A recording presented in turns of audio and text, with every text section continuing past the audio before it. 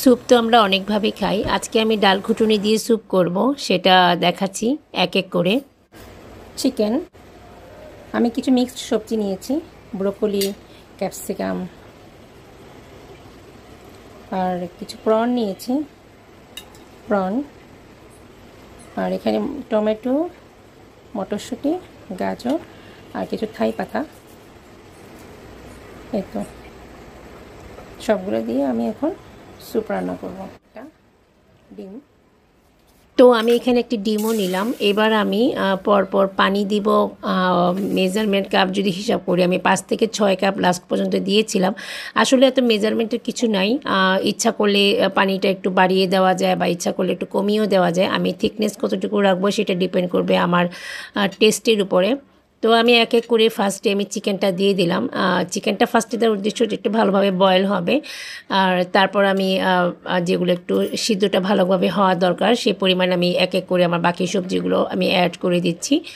তো সবজিটা অ্যাড করার পর আমি একটু লবণও দিব, কারণ লবণের ছাড়া কিন্তু সেক্ষেত্রে ভালোভাবে বয়েলটা আসে না। তো আমি যে লাস্টে কাঁচামরিচটা আর চিংড়ি মাছটা আমি রেখে দিয়েছি, এটা যেহেতু দুটোই আমার সফট, সেটা আমি পরে দিলেও হবে।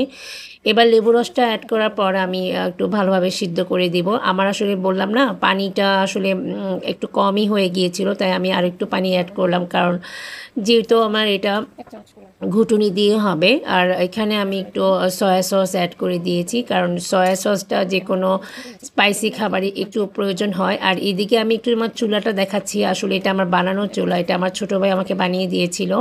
স্টিলের, স্টেনলেস স্টিল, খুব ভালো ছিল চুলাটার বয়স কিন্তু অনেক বছর। এটা নিচে আমি একটু ফাঁকা রেখেছি যাতে যে কোনো জিনিস শুকাতে পারি। আমি দেখিয়েছিলাম আমচুর। আর এই পাশে কিন্তু আমার অনেকগুলো সবজিগুলো সব কিন্তু অলরেডি বয়েল হয়ে গিয়েছে। আমি একটু ঘুটুনি দিয়ে কিন্তু থেতো করে দিয়েছি, আর এই পাশে আমি একটু থাই পাতা দিয়ে দিয়েছি। দেওয়ার পর আমি আবার ঘুরতেছি। আসলে ব্লেন্ডারে করা যেত, আমি কেন যেন ইচ্ছে করলো যে আমি আজকে ঘুটুনি দিয়ে করব, কারণ একটু দাঁতের নিচে পড়বে। তারপর আমি কর্নফ্লাওয়ারটা দিয়ে দিলাম, 2 চামচ দিয়েছিলাম, টেবিল চামচ।